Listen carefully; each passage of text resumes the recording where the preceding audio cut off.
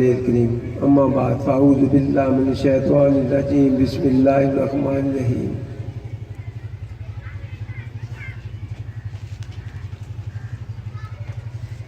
من يرد الله ان يهديه يشرح صدره للاسلام صدق الله العظيم ان الله وملائكته يصلون على النبي يا ايها الذين امنوا صلوا عليه وسلموا تسليما اللهم صل على سیدنا مولانا محمد وعلى آل سیدنا مولانا محمد واصحاب سیدنا مولانا محمد وبارک وسلم وصلوا علیہ۔ یہ اللہ تبارک تعالیٰ نے جو حکم پیغام میں اپنے بندوں تک پہنچایا اس کا اصل حقیقت کیا ہے کہ جب میں ارادہ کرتا ہوں کسی کو دکھا دینے کا دیا ہو کسی کو دکھا دینے کا یشرا کھول دیتا ہوں صدرہ سینہ للاسلام کے واسطے اسلام کے، مگر یہ تمام باتیں ملی کہاں سے؟ اپنے پیارے آقا محمد رسول اللہ صلی اللہ تعالی علیہ وسلم سے۔ یہ سارے مقام سب کرامتیں سب معجزات میرے آقا حضور سے ہی، اسی لیے میاں محمد باقر عارف کری سرکار نے ارشاد فرمایا سب نور اسے دے نور اس دا نور حضور۔ یہ بات اصل میں یہ ہے کہ اگر کوئی کسی نے ان کنتم تحبون اللہ فاتبعونی یحببکم اللہ، اگر اللہ سے محبت کرنا چاہتے ہو تو میرے اللہ نے کہا کہ سب سے پہلے اگر میری محبت چاہتے ہو تو میرے محبوب کی محبت کو آگے رکھنا، ان کی پیروی کرنا، تو میری محبت تک تب پہنچ سکے گے کہ میرے پیارے نبی کی اتباع کر لو، ان کی پیروی پہ رہو۔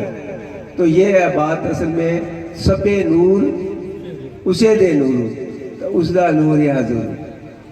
یہ میں ایک عرض کر چوں کہ ٹائم تھوڑا رہ گیا ہے، نماز کی پابندی انتہائی ضروری ہے، تبلیغ بھی کریں، نعرے بھی لگائیں، غلامی رسول میں جان بھی قربان ہے، مگر نماز کی طرف سے آنکھیں دبا لیں تو نماز بھی نہ پڑھیں تو پھر ایسی محبت دیکھیں لنگڑی لولی محبت، اسے اللہ خوب جانتا ہے وہ قبول نہیں ہوگی۔ اگر اللہ سے محبت کرنا چاہتے ہیں تو اتباع رسول، جس نماز کے لیے میرے آقا حضور نے ارشاد فرمایا تمہاری نماز میری آنکھوں کی ٹھنڈک ہے، تو جو وہ میرے آقا نے پسند فرمائی وہ ہم پیش نہ کریں ان کی خدمت میں، تو ہم نعرے لگائیں اور نماز چھوڑ دیں تو یہ یار بری بات ہے، اچھا ایسی ہے نہیں ہے۔ میں حضرت سلمان فارسی رضی اللہ تعالیٰ نے کہا ایک واقعہ عرض کرتا چلوں، جن کو محبت رسول مل گئی وہ دنیا کی ہر چیز لٹا دیتے ہیں۔ یہ پتہ آپ کو کہ حضرت سلمان فارسی ایک مایوسی کے بیٹے تھے، ماجوسی کے بیٹے تھے، مسلمان کے بیٹے نہ تھے، مگر جب محمد رسول اللہ کی محبت کا پیغام ملا تو اسلام لے آئے۔ جب اسلام لے تو اسلام کے لانے کی وجہ سے کئی بے شمار تکلیفوں کا جنم ہوا، تو یلغار مچ گئی، تو اپنی اماں جان کو باپ فوت ہو چکے تھے، یتیم تھے، تو باپ فوت ہو چکے تھے، یتیم تھے۔ اماں جان کو کہا کہ میں اماں اپنے پیارے نبی محمد رسول اللہ کو دیکھنے کے لیے بیتاب ہے، تو مما نے منع کیا کہ اگر اس کا اظہار کیا تو تمہارے چچا جو ہیں بڑا وہ سخت آدمی ہے، تجھے باہر نہ ڈالے یا تجھے نقصان نہ دے، گھر سے نکال دے گا اگر اسے پتہ چلا۔ تو حضرت سلمان فارسی رضی اللہ تعالیٰ نے ارشاد فرمایا چاہے گھر سے نکال دے چاہے جان لے لے مگر محمد رسول اللہ کی محبت نہیں نکال سکے گا، کوئی قیمت نہیں اس کی۔ تو ایسے کیا کہ جب پتہ چلا 2-4 بار گیا اپنے چچا کے پاس کہ مجھے اجازت دے میں مدینے جانے والا ہوں۔ اس وقت مدینے کا نام یثرب تھا، تو ایسے تھا کہ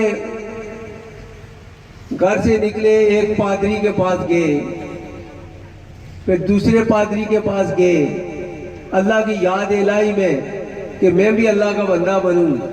تو جب انہوں نے کہا کہ میرے پاس تو آخری وقت آ گیا، تو آپ چلے جائیں یہاں سے، کسی اور دوسرے پادری کا نام بتایا اس کے پاس چلے گئے۔ جب حضرت سلمان فارسی رحمۃ اللہ رضی اللہ تعالیٰ نے جو اس کے پاس چلے گئے تو اس کا جب آخری وقت آیا تو اس نے کہا کہ یار میں کوئی اور آدمی ایسے میرے پاس ہے نہیں ہے جس کے پاس میں بھیجوں، آج ایسے کریں کہ یثرب چلے جائیں، کہ آخری زمان پیغمبر محمد رسول اللہ صلی اللہ تعالیٰ علیہ وسلم تشریف لانے والے، وہاں جائیں تو ساری آپ کی مشکلات سب کچھ حل ہو جائے گی، وہاں چلے جائیں، آپ کا عشق کا جو شربت ہے، وہ جو جام ہے، وہ وہیں سے ملے گا اور کہیں سے نہیں ملے گا۔ وہ ان کا وقت آ چکا ہے، وہ حضرت محمد رسول اللہ تشریف لانے والے وہ یثرب سے ملیں گے۔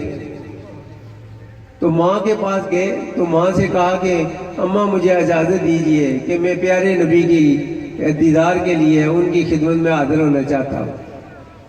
تو جب اس بات کا پتہ چلا چچا کو، تو اس نے کہا یہ کپڑے میں نے سلا کر دیے تھے، پتہ تجھے؟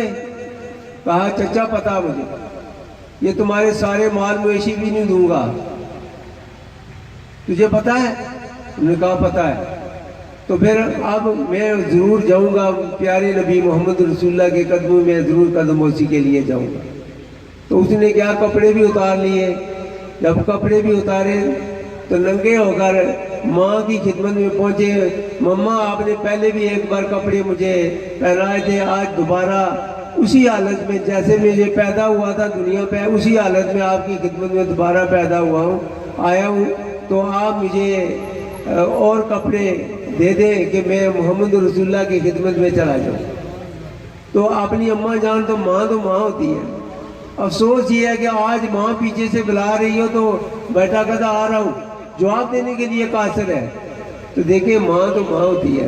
ماں نے اپنے سر کا دوپٹہ دو حصوں میں تقسیم کیا، ایک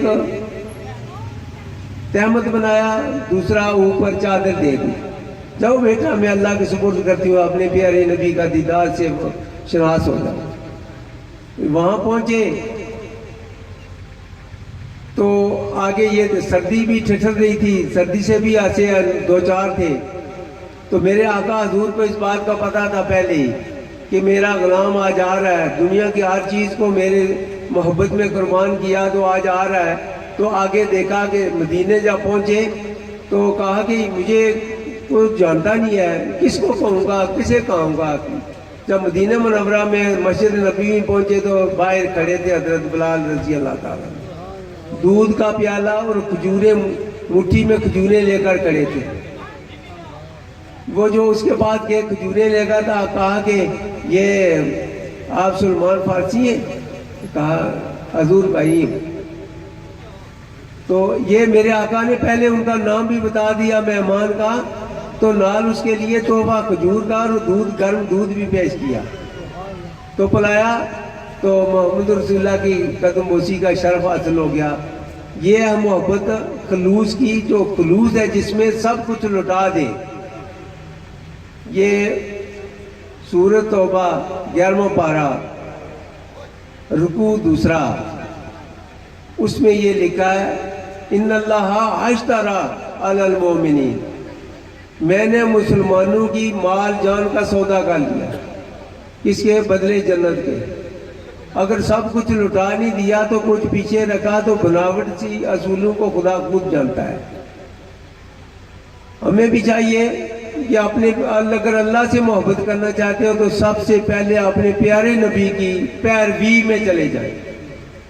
اس پیروی میں جائیں گے اگر، تو پھر محمد رسول اللہ کی وہی بات نظر آئے گی، پھر وہی آپ کو عطا کریں گے اللہ۔ میں یورد اللہ، جب وہ ارادہ کرے گا، کس کو ارادہ کرتا ہے؟ جو ہے پیروی رسول میں رہیں گے۔